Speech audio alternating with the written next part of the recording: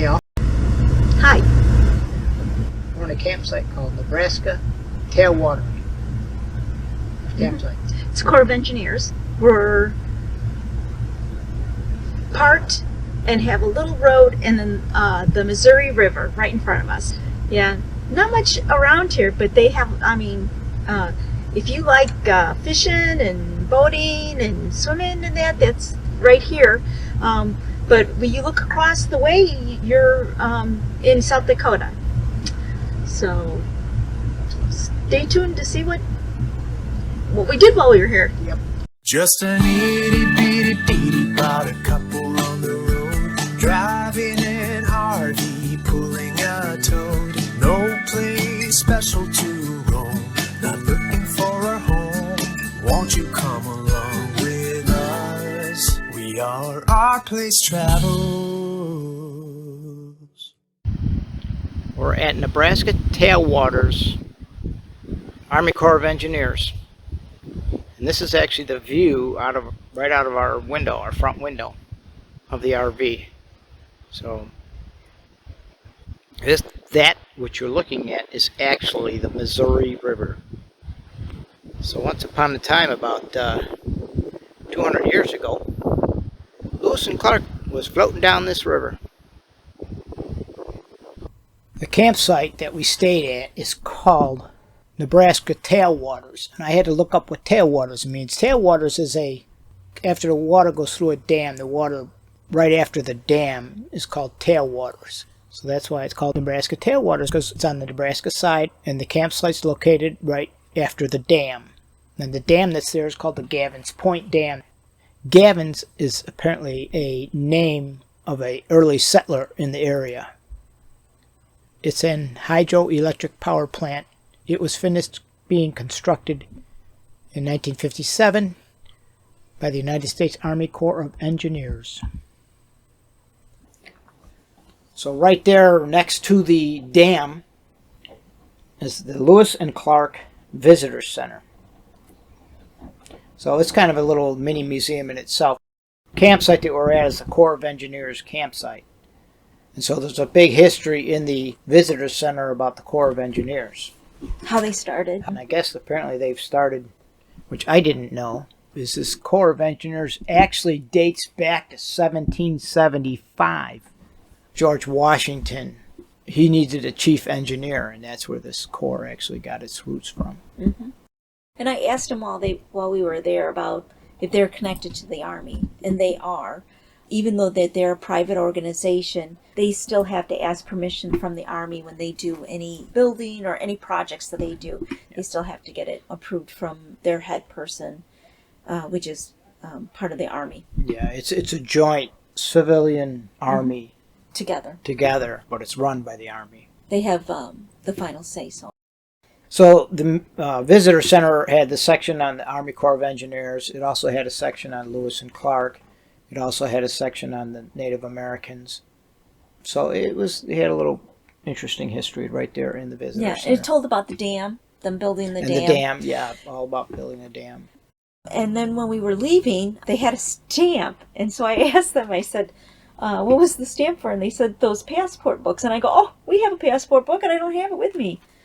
And they said, that's okay. They had stickers that you could stamp and bring with you. So that's what we did with it. So if you have one of those passport books, they're little blue passport books, and it says passport to your national parks, because I didn't think it was a national park, but it's all connected. So this one is number 30 in the Midwest region, and it's called Missouri NRR, which is for National Recreational River.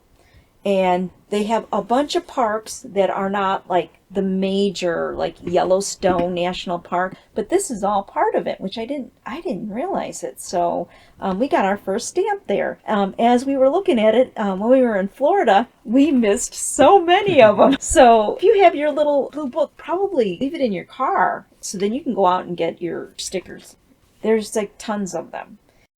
I'm glad we're stopping at these welcome centers and stuff, because I've learned so much. A lot of them have so much information. They're almost like museums that you can actually go to and really learn a lot. Yeah, and every new place we go, I mean, if you want to learn about the area, what to see and where to go, Definitely, first stop should be a visitor center. Or Oh, a yeah. welcome center. They were even telling us about restaurants and stuff. We also took a drive across the dam. You can actually, there's a road that goes right on top of the dam. You get to the other side. And the other side is South Dakota. The other side of South Dakota because the border is right on the Missouri River. Mm-hmm. And it's a one lane. You had to stop and wait for the light because it's one lane. Yeah, so when we got to the other side, there are state parks, state RV parks right there, right across all the water. And we kind of went through a few of them. About 5 miles from our campsite was a town of Yankton, South Dakota. Biggest town in the whole area. Biggest town we've seen since we left Iowa. Yeah, it's got a Walmart, it's got a Menards, and a Menards, and a Menards. It was a neat little town. It has everything you needed there. They had a few restaurants. Yeah, we went to 2 sit-down restaurants, which We weren't happy with. We weren't all that happy with the restaurants. They could use some better restaurants, but other than that, I mean, it had all the fast food restaurants you wanted, but not too many nice sit-down restaurants.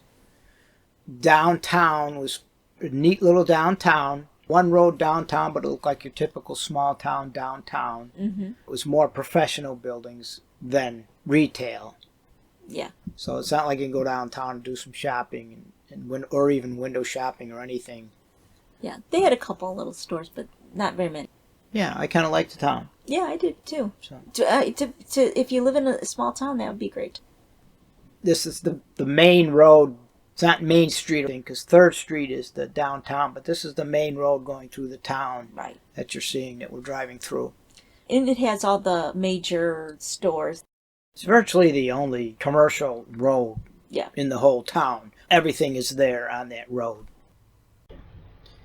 There is a bridge going across the Missouri River from the town of Yankton. At least the town downtown, but this is the other side where it comes out on the other end. In Nebraska. In Nebraska.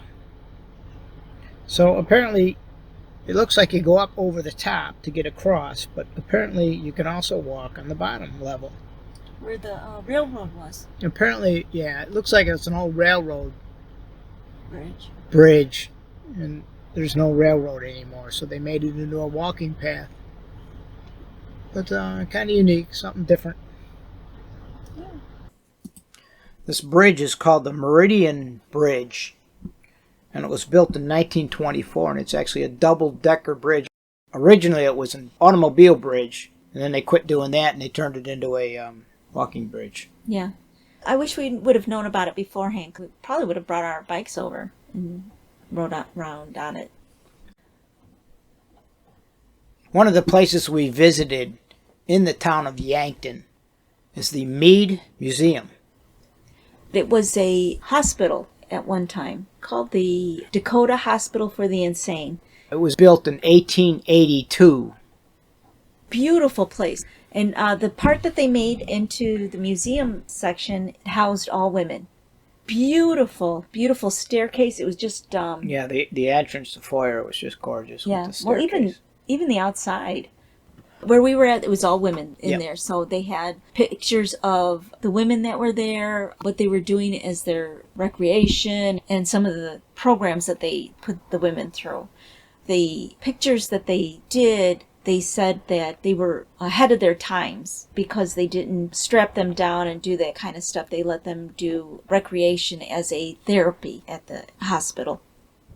And so now it's basically a museum, and the college is using it. So you get to go through the museum, and they have all the different sections. They had like an Indian section, the Indians that were talking there, about the Native Americans. and Lewis and Clark. Lewis and Clark. I think that's a permanent one. The kids section on the other side is permanent. That was like a transportation section, but it was also like a kids interactive. They did a great job with it. Kids could play in the covered wagons and the boats, old cars and the boats and all kinds of stuff. So it was kind of neat. And we saw the kids. The kids were playing in there, so that's why it was so fun.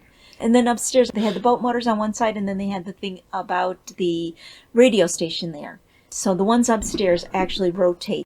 And then on the 3rd floor, they have information about the college that's there. The property is still used today. For neuroscience studies. The whole thing is called the Human Service Center. the buildings that are there, they're still using as hospitals and as a human resources.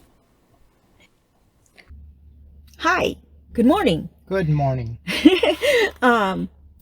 We are going to the laundromat today because we are going to have a travel day tomorrow. And so we're going...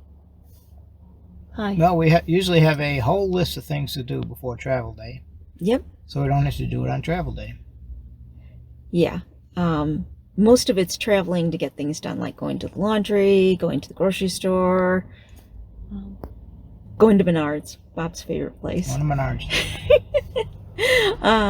Fill up with gas if we can with the car and everything. Yeah.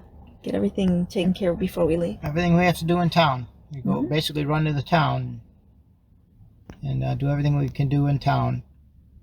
Okay, so we're gonna take you with us when we're doing this. So see you in the laundromat. First stop, laundromat. Yep.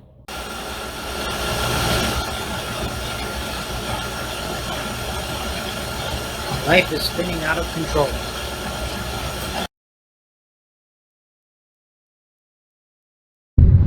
Okay. We spent our day in the town of Yankton with everything that we needed to get done. Yep. We got there about 10 o'clock. It is now almost 4 o'clock, so we've been there all day. But we've gotten our laundry done. We went to Menards, so we're getting ourselves ready for the next our next Travel trip out. day. Right. And we've got to 2 grocery stores. So, and Walmart considering one of them. So we have a lot of extra stuff that we pick up at Walmart. This is pretty typical. Yep. Oh, and we went to lunch. Yeah, and of course we were gone all day, so we had to stop for lunch. Yep. But this is pretty typical. Right before we're getting ready to pack up and leave and go to our next destination, we stop into the town, the nearest town, and load up. Load up and get ready to go so that we don't have to do it when we get there because we got enough stuff setting up everything. Yeah, it's a full day job. Yeah. Just breaking down camp, setting up camp, and then however many hours we have to travel. Yeah. So we'll see you on the next video. Just a day in the life. Now we're leaving the Nebraska tailwaters. Park. Yep. We had a great time while we were here. It's a nice little small campground, and we're heading out. And thanks for joining us. We're heading northwest. Yep. See you on the next video. See you next time. Bye.